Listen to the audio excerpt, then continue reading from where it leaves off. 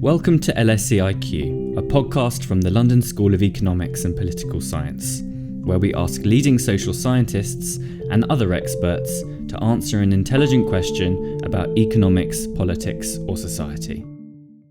Prison staff attacked with cue balls. Deaths in custody could have been avoided. Government urged to reduce prison population as conditions reached worst ever seen. Just some of the headlines published by the UK press recently about the country's prisons. And it is with alarming regularity that stories of prison violence, overcrowding and concerns over the impact of funding cuts are hitting the headlines. With 46% of all prisoners reoffending within a year of release last year, the system could be considered not just expensive and unpleasant, but failing. In this episode, Jess Winterstein takes a look at the prison system in England and Wales and asks, is our prison system broken? 1993, Michael Howard, UK Home Secretary, presents his view of prison at the Conservative Party conference. Let's be clear. Prison works. It ensures that we are protected from murderers, muggers and rapists, and it makes many who are tempted to commit crime think twice. Tough and uncompromising in tone, the Home Secretary promised that the success of the UK's justice system would no longer be judged by whether there had been a fall in prison population or not. Nearly 25 years on, and England and Wales has the highest imprisonment rate in Western Europe, followed by Scotland. While, by Michael Howard's logic, these figures may not by themselves indicate a problem, with each prisoner costing the state on average £40,000 each year of incarceration, prisoner riots in Birmingham and Hertfordshire in the past year, and the government having to apply to the High Court to stop its prison officers from striking, even those with a zero-tolerance attitude to crime might question if our prisons are in trouble. If we're to understand if the system truly is at fault, perhaps we first need to ask what prisons are fundamentally there for. Nicola Lacey, School Professor of Law, Gender and Social Policy at LSE, explains the origins of the modern prison system. Prison was, in a sense, the quintessentially modern form of serious punishment. It took over, it was thought to be more civilised than capital and corporal penalties, which persisted and were the dominant forms of serious punishment in countries like this one up till the late 18th century. So, in a way, imprisonment, although we now think of it as a very potentially very costly and cruel institution, was conceived as quite a modern progressive institution. But really from its very early period, it's suffered difficulties in delivering the sorts of things that it ostensibly promised. Of course, people thought that imprisonment could deliver punishment, could deliver justice, retributive justice to offenders. But from very early on, the prison was also conceived as delivering forward-looking policy goals like deterrence of both prisoners and others, but also rehabilitation or reform of prisoners. A sector that aims to both punish and reform those who have committed a crime is never going to have an easy ride. But with the cost of reoffending by former prisoners estimated at £15 billion a year, rehabilitation surely has to be a priority. If not for moral, then financial reasons. I asked Professor Lacey if the system was living up to its promise when it comes to prisoner reform. This is probably the dimension in which prison has been the greatest disappointment.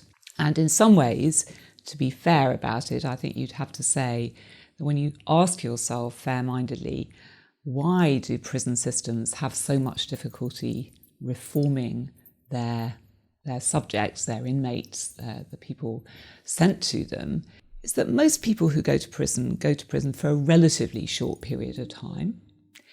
And when they come out again, their relationships, their housing, their working lives have inevitably been disrupted by imprisonment.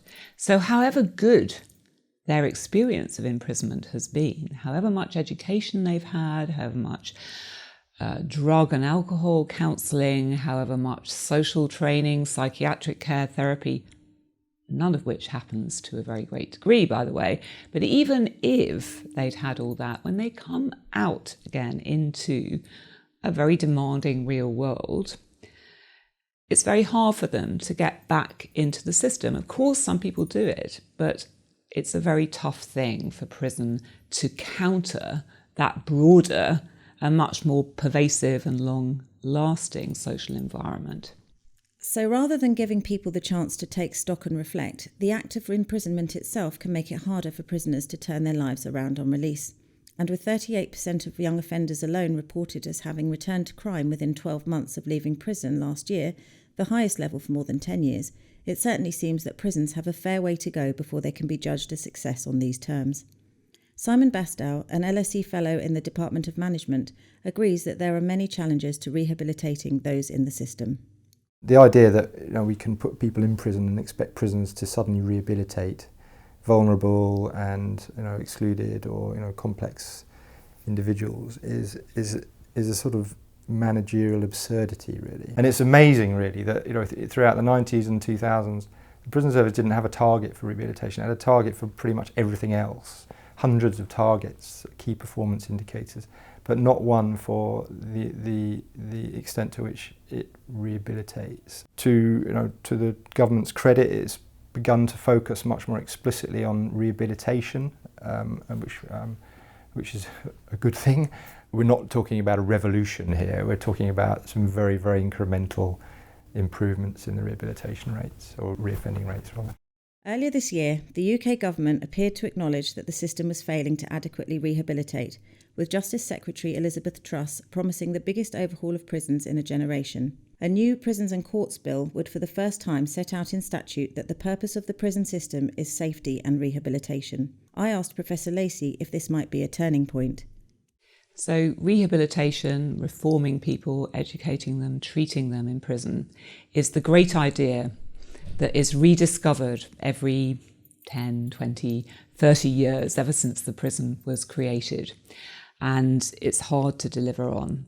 Of course, it's true that at various points it does become sort of lost sight of. But on the whole, and indeed in our sentencing legislation, rehabilitation reform is one of the stated aims of punishment and aims of imprisonment. And generally, Home Secretaries, Lord Chancellors, Ministers of Justice are reluctant to say, no, we're not interested in rehabilitating people. Because honestly, it's a bit like apple pie, isn't it? It seems like a great idea. So if we think back to the Conservative government under Margaret Thatcher, particularly I'm thinking of the period actually when Michael Howard was Home Secretary, and he had a very retributive view of imprisonment. He said, prison just works. Axiomatically, prison works. It's not about deterrence or reform. It is appropriate that people who have done serious crimes, committed serious crimes, are sent to prison. That's what they deserve. Now, if you have that view, you're not really bothered about rehabilitation. There are, of course, those who would agree that prisons by definition are supposed to be unpleasant and that support should be for the victims of crime rather than those who have committed often terrible acts. While reports on increasing overcrowding and regular prison violence suggest that life inside is anything but an easy ride, perhaps when it comes to retributive justice, prisons could be judged more successful. Sharon Shalev, a fellow at the Mannheim Centre for the Study of Criminology and Criminal Science at LSE and founder of solitaryconfinement.org, studies the practice of prisoner segregation. While solitary could be considered the most punishing form of prisoner experience in the UK since the death penalty was abolished, even this, she argues, was conceived through a desire to reform rather than punish. This form of imprisonment is not new. It has been used in the 19th century in what were called the silent or the separate penitentiaries. There was a philosophy behind isolating prisoners. The idea was that they will be left alone with only their conscience and the good Bible. They will have time to reflect on their evil ways, repent, and somehow miraculously be transformed into law-abiding citizens. What they discovered then and what we're discovering now is that rather than being reformed, people just lost their mind. Sharon defines solitary as a person locked up alone in a single room, being isolated both physically and socially from others for the majority of the day. While it may have its roots in a just idea, research has shown that instead of encouraging reform, isolation can be extremely damaging. Despite this, it is all too often used as a way to manage problematic prisoners. Solitary confinement is incredibly damaging to health and well-being. People report hearing voices, seeing sights. They become very paranoid. They become very depressed. A lot of people report difficulty sleeping, and all sorts of other physical conditions that are related to being confined to a very small place without the ability to exercise, to breathe fresh air, to see to a distance. For lack of a better way to put it, a lot of people do lose their mind. Solitary confinement is supposed to be a tool of last resort. I found, I'm afraid, in all the jurisdictions I study in depth, so in the US, in England and Wales, and more recently in New Zealand, that it is not used as a last resort. Certainly for certain prisoners, it's used as a first resort. You said that sort of back in the 19th century, there was this idea behind it that it would rehabilitate people, and now we know that that doesn't happen. In which case, why do you think we're still putting people through this? I mean, is it that it's a kind of easy way to manage potentially difficult people? I think that there is an element of convenience, certainly. You have a problematic person, you have a challenging person, and certainly some prisoners are very, very challenging, and they also have very high needs. So you can get someone who is both challenging in terms of how they behave, but also challenging in terms of the things that they need. So they can have learning difficulties, for example. They can have issues with anger management. So certainly some difficult, challenging people. And the easiest thing to do is just to shove the problem away, lock it up quite literally behind a closed door and forget all about it. The problem with that attitude is that, first of all, we now know research shows that rather than curtailing violence, actually solitary confinement can make people much more violent. Yeah. So the problem is that instead of managing violence, we're potentially creating violence. And the second problem is that most prisoners at the end of the day will be released to our communities. Now, do you want a neighbor who's been locked up in a tiny cell for a year, 2 years, 10 years, 15 years, released directly from their isolated cell back to the community? Do you want them as a neighbor? I would argue possibly not. Given the damage that solitary can cause to a person's mental state, the idea of prisoners deliberately getting themselves locked up in segregation seems improbable. Yet this is exactly what Sharon found when she visited segregation and close supervision centres in prisons in England and Wales. Just over a third of those she interviewed admitted to having deliberately engineered their way into solitary. I asked her what her findings might reveal about prison life. Now, as someone who's been advocating against the use of segregation for 25 years, I have to say this shocked me, because how can anyone in their right mind intentionally work their way into this horrible environment that I was just describing? Again, digging a bit deeper, I think that we have to look at engineered segregation in light of the terrible state of our prisons. And I think that the fact that so many people intentionally work their way into segregation should hint to us at the dreadful state of our prisons. I think that if the wings were safe, nobody would intentionally work their way into segregation. So we have a prison system that is not only failing to effectively rehabilitate, but which has led to some prisoners finding its most extreme form of punishment preferable to life in the general prison population. I asked Simon Bastow how far a lack of resources was to blame for the present perception that the system was in crisis. Traditionally, prisons have always been bits of the public sector that have been associated with crisis or a sense of permanent failing or permanent struggling, just because of the nature of the work they do. And so there is an element of that, and also, traditionally, depending on which government of the day is in power, governments and treasuries probably quite like to undersupply resources to the prison service, because they probably rather spend money on education and health and various other things that are possibly closer to the median voter. And so perhaps prison systems will always be, for various reasons, a poor relation across the public sector as a whole. But there are very strong signs at the moment that the system is under severe stress, I would say. Well, we're facing incredible budget cuts to the system. 25% since 2010 has been stripped off the bone of the England and Wales prison system, and very few private sector companies have to cope with that sort of reduction in their capacity and resources in such a short period of time. So we perhaps shouldn't be surprised that prisons are struggling or appear to be struggling in all sorts of, in all areas of the prison system.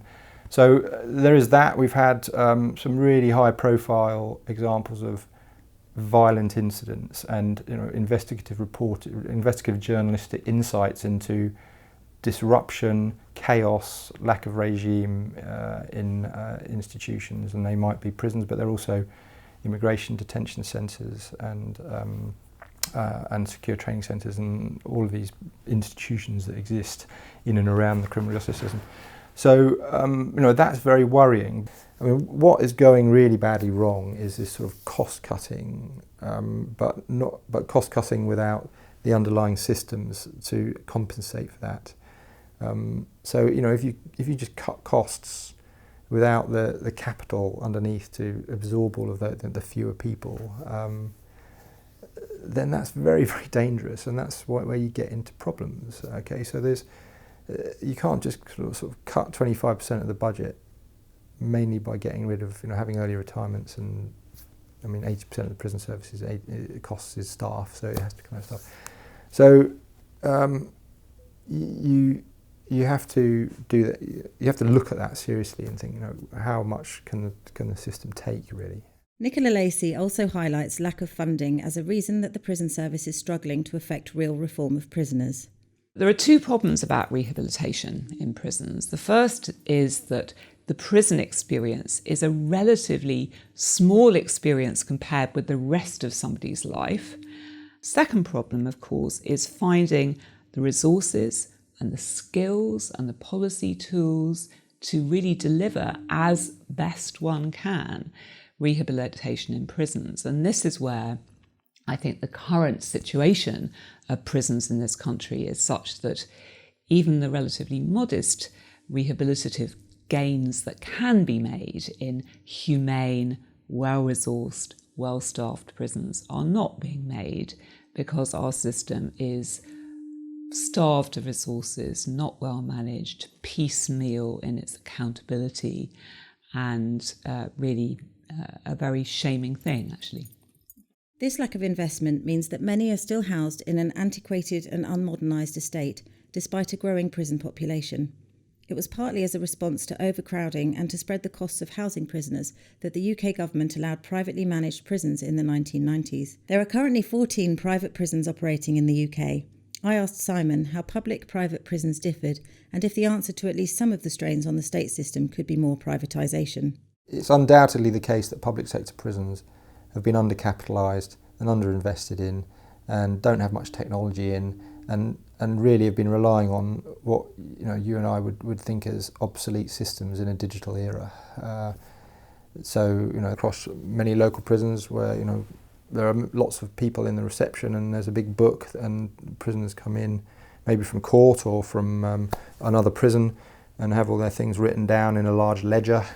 It's all paper-based, no digital technology anywhere. Okay, so there are obsolete systems in prisons, undoubtedly. And if you were to look at that system, you would think there must be better ways of running this. Can we do this any better? And the answer would undoubtedly be yes, we could. And often in the past, the private sector has been brimming with ideas, offering up solutions to things like that. And it's a really interesting question at the moment. I mean, it's a mature market. So we started privatising prisons in the early 90s. We've had 25 years really, and it's 20% of the market now.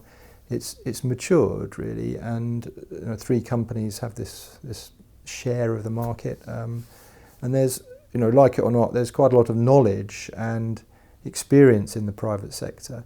We've got very, very long contracts, up to 25 years, with these organisations that are very expensive to cancel.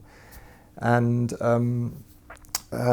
so we've sort of got that, but you can see really a loss of sort of, I think, confidence really in the private sector model really in government now, which is sort of moving to a sort of retrenchment towards the public sector. The newest prison that's being built, Berwyn, is a public sector prison, first one in 25 years or whatever, and it's going to be run by the prison service, but it will promise 33% of its resources to commissioned private sector, charities and who else. So it's a new type of model that seems to reflect a moving away from, really 25 years of new public management. Let's outsource everything and hope for the best, not manage contracts properly and then hope for the best. So I'm being slightly facetious there, but it could be an end of an era. Private companies may be able to experiment more freely with their operations, but they also face financial burdens. There are some companies that are really struggling at the moment. I mean, they're struggling with their reputation. They're obviously struggling with the standard of the services they're providing. It may be that they're completely overstretched, and they've had a model. What's made these companies very successful, the Sercos, the MITIs, the G4Ss, the Captas, is that they're very good at diversifying and applying or replicating a particular model, and that it's very problematic because they become very overstretched very quickly. And certainly at the moment when there's no money around, there is an understanding that you've got to bid low to get the contracts. Then probably the last 2 prison service procurements have been won on very, very tight contract. Doesn't sound very sustainable, really. It absolutely isn't, and you can see that it's running into problems now, and that's a both sides thing. I mean, the government or the Ministry of Justice will make it clear to the contractors that they're interested in lowest bids, but taking into consideration value for money as well. They would never say, "Oh, we just take the lowest bid," but it's clearly a big part of it. And these companies are very, very, there's competition between them, and they're keen to win the contracts, and because they're 25-year contracts, you win that, and you're, so the thresholds are being pushed to the limit now, and I mean with the Birmingham riots, for example, all of the independent inquiries into the Birmingham riots, where the staffing levels were totally insufficient.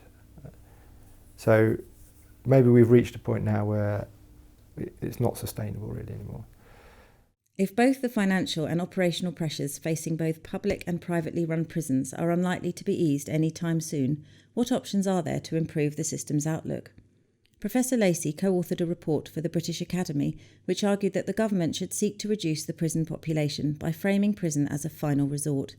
I asked her what this might achieve. It's one thing to say the prison system is broken, but of course, we don't live in a world in which the prison system is going to be abolished. That is not realistic. So the question is, how can we present alternatives that might get some purchase politically, be possible for governments to deliver? And secondly, what would we like to aim for? So to try and roll those two together, I think what we should be aiming for is a really radical reduction in the size of the prison system. We should be using imprisonment only for really serious offenders who pose the sorts of threats to others, of violence, of sexual offences that are really not such as a civilised society should have to tolerate. What would you say to the people that might say that just makes the wider society less safe? I'm not advocating abolition. What I do think is that there is really poor evidence that very lengthy sentences make a big extra effect in terms of crime reduction, in terms of incapacitation. If you look, for example, just to take a sort of reassuring fact, the age demographics of offending are very striking. You are not necessarily making the world a safer place by having people in prison in their 50s and 60s and 70s, but you are spending a lot of public money and you're making prisons very difficult places to manage, and you're making them overcrowded, which means that perhaps the people who do need a spell in prison are getting a worse experience, which means that they're more likely to offend when they come out. So it's a really bad cycle. For the vast majority of offenders, and really I would think more than half those in prison today, interventions which are in the community and money put into preventive work particularly with young offenders, where there is evidence that many young offender institutions cost more per year, per capita, than a very posh public boarding school. Now, I'm not advocating sending young offenders to Eton. However, it's just a measure of the resources that we are squandering in our society, to actually make matters worse. So I think that our best hope really is to persuade the government and really work with judges as well to try to persuade them that for the vast majority of property offences, for the vast majority of first, even second offences, for the vast majority of young offenders, for the vast majority of women offenders, imprisonment is just, it's using a sledgehammer, not even to crack a nut, but to make a nut. Well, maybe crack a nut is a good analogy. Reducing the number of offences that lead to a custodial sentence would of course reduce the prison population, but a look at the breakdown of prisoners according to their ethnic background reveals further interesting findings.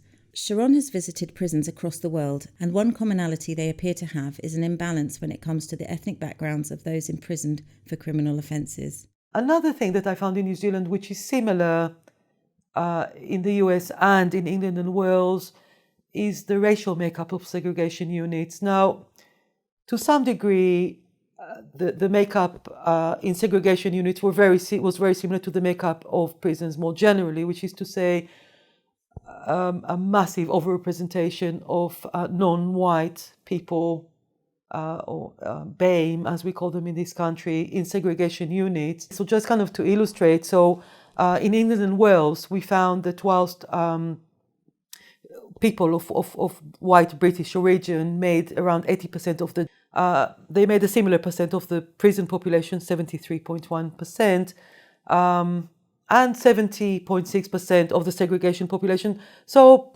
similar. When it came to black British people, they made only 3.4% of the general population, but 12.6% of the prison population, and an even higher percent of the segregation population, 15.5%. So massive overrepresentation. Nicola Lacey also highlights the problematic nature of the racial mix of the prison population. She stresses that while this could be viewed as showing the prison system as having fundamental problems, this racial disparity is symptomatic of a broader problem in society. Another issue which we share, sadly, with many other countries, most other countries, is the racial composition of the prison population. And this is not just the prison population, but it's particularly striking that the proportion of particularly black Britons incarcerated is out of all proportion to their representation in the population, to an even greater degree, in fact, than in the United States. It's more of a headline issue in the United States because, of course, the total African-American population is greater and the prison population is greater, so it's a much more visible problem. But it's a real problem in this country, as indeed it is in Australia, particularly some parts of Australia, and in New Zealand, where it's even worse than here in terms of disproportion. And this is, again, I think, a sign that we're not thinking carefully enough about who we imprison and why. There are many, many complex reasons, including discrimination, but not only discrimination, as to why this racial disproportion exists. There's a big overlap with poverty, class, and opportunity. Essentially, prisons are full of people who have not had good opportunities in life. If we are going to improve the way that we manage criminals and sort of operate prisons, that it has to be done as a much wider look at overall society. I think so, and this is, of course, the hard thing, because it would be nice to think there was a criminal justice solution, but really most complex social policy problems are not insulated. They interact with other problems. So I would say you have to think about the prison system not simply in the context of the criminal justice system, policing, sentencing, and so on, but also housing, and education. These probably the basic ones, but also labour market. But really it's housing and education that are the ones that are really crucial to people's, and of course, family structure as well. But generally, if people have good education opportunities and decent housing, access to work, then they have a much better opportunity to give their children a decent start in life. And really it's that social dimension to crime prevention which has been squeezed out. Despite the issues with who we incarcerate, how we fund the system and the ways that prisoners are managed while inside, there are some signs of positivity. Here is Sharon talking about the way prisoners in segregation units in England and Wales describe their relationships with the officers in charge of supervising them, and her surprise at finding evidence that, even in the harshest of places, supportive relationships can thrive. I was quite surprised, again, coming from a human rights world where everyone, you're either with us or against us. I was used to think, I admit, was used to think about stuff as sort of not exactly the enemy, but certainly someone's enemy, sort of on the other side. I was surprised and delighted, frankly, to find that not everyone, but most of the prison staff we spoke to in segregation units were extremely empathetic. They understand where the prisoners were coming from. They took time to interact with them. They were able to tell us things like, you may want to speak to X today. He's a bit sad. His girlfriend just broke up with him. Or you might want to speak to Y. His mother is unwell. So they really demonstrated a real knowledge of the prisoner and real empathy. And in this sense, yes, England and Wales are doing something right. So is our prison system broken? While it may be struggling with some fundamental issues, perhaps it's not fair to damn the system completely. Delivering justice humanely is never going to be easy, and certainly none of our experts feel the system is beyond repair. For those who share Michael Howard's approach to prison, a thought from Sharon Shalev, that whatever our views on crime and punishment, we all have a stake in ensuring that prison operates as successfully as possible. First of all, it costs us money to have people in prison. It's costing a lot of money. Secondly, prison is in itself the punishment. You're not supposed to punish people further when they are in prison. Thirdly, there is the moral argument. You need to treat people properly. You need to treat them right. It's also a legal obligation as well as a moral obligation. And fourthly, in a very selfish way, you need to think who you want as a neighbor. As I said earlier, these people are eventually, most of them, not all of them, most of them are going to be released. And do we want someone who is being treated like an animal, or do we want someone with whom some positive work had been done? Why not tell us what you think using the hashtag LSE IQ? This episode of LSE IQ was brought to you by Shay Forbes-Taylor, Tom Williams, James Ratty and Jess Winterstein, and was based in part on the following research: Governance, Performance and Capacity Stress, The Chronic Case of Prison Crowding by Simon Bastow, The Prisoner's Dilemma, Political Economy and Punishment in Contemporary Democracies by Nicola Lacey, A Presumption Against Imprisonment, Social Order and Social Values by Rob Allen, Andrew Ashworth, Roger Cotterill, Andrew Coyle, Anthony Duff, Nicola Lacey, Alison Liebling and Rod Morgan, and Deep Custody, Segregation Units and Close Supervision Centres in England and Wales, and Sourcebook on Solidarity Confinement by Sharon Shalev. For more episodes of this podcast and to subscribe on iTunes and SoundCloud, please visit bit.ly/LSEIQ or search for LSE IQ in your favourite podcast app.